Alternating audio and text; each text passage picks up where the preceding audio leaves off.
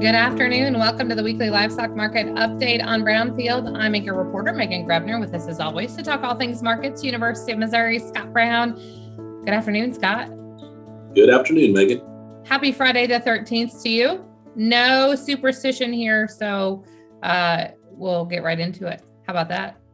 That sounds good. I'll try to do my best not to give any bad information today as well on this. No Friday. bad juju on this Friday. We're going to talk a little retail prices. We're going to talk some consumer sentiment, big report this week, supply and demand numbers. But to kick things off, let's recap what happened this week in the markets. Yeah, Megan, this week in those cash cattle markets, they were down $1. You look at the feeder cattle auctions that we had this week, they were anywhere from steady to $2 lower this week. On the futures side, the June live cattle futures contract was down 65 cents, and the August feeder cattle contract was down $6.10. On the beef side, the choice box beef price was $1.40 lower this week. That now actually puts it $57.20 below year-ago levels, Megan. And you look at that relative to what is a cash cattle price that's $22.66 higher relative to a year ago. And we know those margins from farm to wholesale have been narrowing. On the hog side, cash barrels and gilts were up 90 cents this week. The June lean hog futures contract closed down $3.70. The pork cutout value was also down this week, down $5.20. That puts it $14.30 below year-ago levels. We had weakness in both hams and bellies this week, really leading the way on a lower pork cutout value. Is there a happy medium? I know we talk about we don't want box beef prices to get too high. I'm assuming the same on the pork value side of things. But also, we don't want them to drop back too far, do we? And how does that impact what happens in that entire price picture? Yeah, so we always talk about we wanted that farm to wholesale margin to narrow. I just remind us it can narrow two ways: higher farm level prices or lower wholesale prices. And when you look at the mix that we've been seeing lower wholesale prices narrowing it more than higher cattle prices are narrowing it. For me, it's very interesting when we look at the box beef price and talk about it being below year-ago levels, yet retail prices, which we get to talk about here in a little bit, are higher than year-ago levels. It tells you we've got a margin that's been widening from wholesale to retail. So we aren't providing cheaper beef to consumers, yet at the wholesale level, we have lower prices. And that's still not coming back to the producer side of things. That's correct. All right, so let's talk slaughter numbers as we take a look at those. How are we sitting in comparison to where we were a week ago, a year ago as well? Yeah, if we look at cattle slaughter for the week ending May 14th, USDA is telling us a run of 657,000 head of cattle this week. That is unchanged relative to a week ago and up 13,000 head from where we were a year ago. On the hog side of the equation, a run of 2.375 million head this week. That's down 39,000 head from a week ago and down 9,000 from where we were a year ago. How are we running year over year when we look at percentage? Are we still pushing higher on the cattle side of things and still running behind on the hogs? Yeah, that's right. So 0.6 higher on the cattle slaughter side of the equation and down 5.2 on the hog side of the equation. I'll remind us, I think that continues for much of this year. However, in 2023, we may start to see a flip there. All right, let's talk retail prices. You alluded to this earlier. We're seeing a little bit higher prices on the grocery store front or at the grocery store. Yeah, that's right. So we continue to run these prices higher at the retail level. The choice beef retail price for April of 2022 was $7.73. That's 14.5% higher than where it was a year ago. If you look at the pork retail price, it came in at $4.89 for April of 2022, up 13% from where we were a year ago. And even chicken, so $2.39 on chicken, that's nearly 19% above where we were a year ago. So no bargains. And I talk about all three of those because a lot of times questions about substitution come up. And I'll say there's not a lot of great substitutes that have lower prices. We're moving up across the board, but we continue to push some higher prices at consumers. Let's talk on supply and demand numbers. As we take a look at those, kind of an interesting first blush at 2023, but also some interesting projections for the remainder of 2022 from USDA. Yeah, that's right. Well, it's nice to see somebody out there with the calendar 23 projection to talk about. But first, before we get there, we look at what USDA did in this May supply and demand report relative to April. In 2022, they increased beef production 130 million pounds. I think that's in line with what we've been seeing in terms of higher beef cow slaughter so far this year, as well as in what has been higher placements than many of us would have anticipated. So that increase is in line with what I would have expected. Chicken production also continues to be pushed higher for 2022. In the May WASDE at another 215 million pounds of chicken to be produced this year. So more supplies of beef and chicken.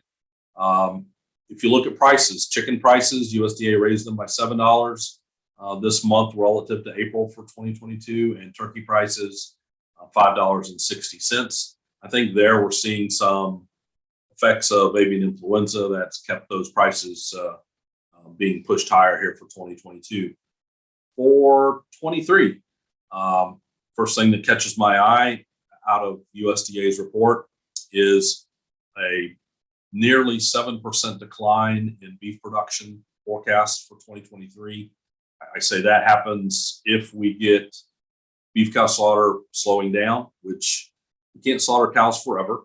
Eventually, we would get rid of all of them. And so hopefully there's some slowdown there. And then secondly, the idea that we've been pulling forward for a period of time, we could talk about much weaker placements as we continue here late in 2022, but that's making almost a 2 billion pound decline in production of beef for 2023. Now, on the hog side, it's the other side here. Pork production expected to increase 1.2%. So modest increase, doesn't get us back to where we were in 2021 after declining this year, but an additional increase. So a flip around in terms of pork production growing in 23, beef production being down hard. Higher prices, USDA says fed cattle or slaughter cattle prices, $1.53 for 2023. That's 9% higher than the $1.40 they have projected for 2022. So we're beginning to see that forecast of tighter beef supplies gives us higher cattle prices. When we look at this from an economist standpoint, obviously, I would assume that not only higher prices on the fed cattle side, but we're also going to continue to push retail prices higher at the grocery store. How concerning is it that it shifts this supply and demand balance, and we start to maybe price consumers out of beef products going into the grocery cart? Yes, so some concern. Sometimes I will say I think all of these meats are less of a substitute than they were historically. The days of us going to the counter to decide what we want to purchase in meat, that's much less normal. And today we make the decision of which restaurant we go to, and that almost picks the meat protein that we want. So I think when you look at what's coming, could we get weaker pork prices in 23 at the retail level because we increase production? Maybe. And then if we yet run beef prices higher, could we get some substitution away from beef towards pork happening? Perhaps. So I think that's one we will be, wanting to watch as we look ahead in 23. Let's talk consumer sentiment. I kind of ties into higher retail prices and some of the other things that we've been talking about the last couple of weeks. As we take a look at this, how does this potentially play into demand as well? Yeah, so Megan, I want to start with, when you look at where the index is today, it's near the lows that we've seen historically, and I I say historically, I'm talking all the way back in the 1970s, where we were in the Great Recession of 2009. And so we are seeing the sentiment, at least, really turning negative. So the numbers we got for May overall index was down 9.4% relative to April. That puts it almost 30% below year ago levels. When you look at that overall index, I think there's just a lot of concern about higher fuel prices, higher everything prices. Inflation is on the minds of many consumers. I think that's getting reflected a lot in this index of consumer sentiment. How much does that impact when we think about grocery store purchases, or thinking about what the average price for diesel was in the 550s, 560s this week. So let's talk about gas prices also significantly higher. When does that start trickling into what we're buying at the grocery store, what we're spending at restaurants, and how does the broader economy come into play here? Yeah, so it's a really good question. I often say, those in the upper income brackets like yourself probably don't change very much. Ouch, Scott Brown.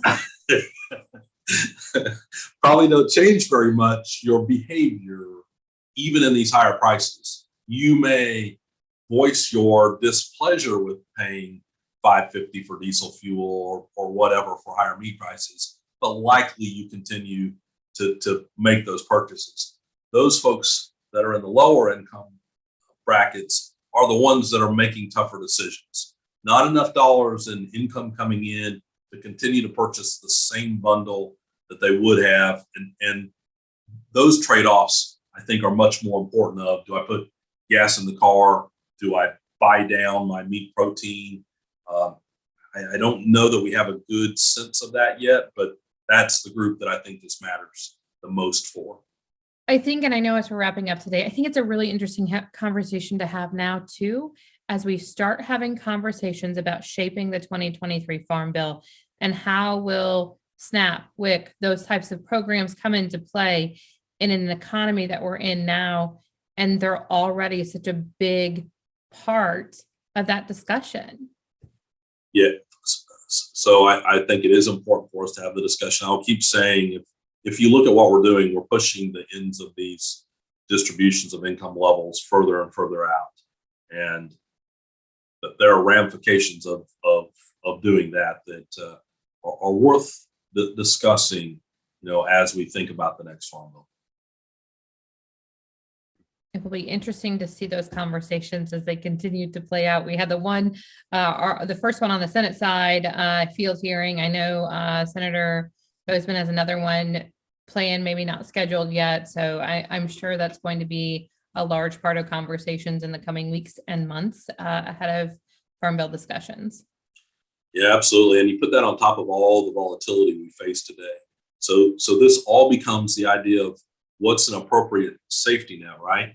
Whether that's Title I commodity program safety net, or it's SNAP and those kinds of safety nets for lower income consumers.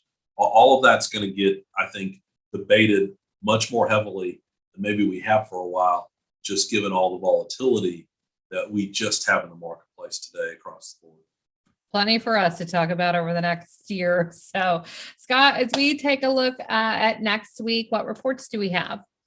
Yeah, so at the end of next week, we'll get livestock slaughter, and we'll finish the week with a cattle on feed report to see how many placements we get in the next report. We will see you then. Scott, great to see you. Have a great weekend. You do the same, Megan. Survivor Weekly Livestock Market Update delivered to your email box every Saturday morning. Go to brownfieldagnews.com. You can also submit questions and comments there if you have them. And make sure to check out our counterparts if you want to see what's going on in the commodity and want more analysis on what's going on the commodity markets with Bennett Brown and Will Robinson with the weekly commodity market updates, which is on Tuesdays. Have a great weekend. I'm Megan Grebner for Brownfield.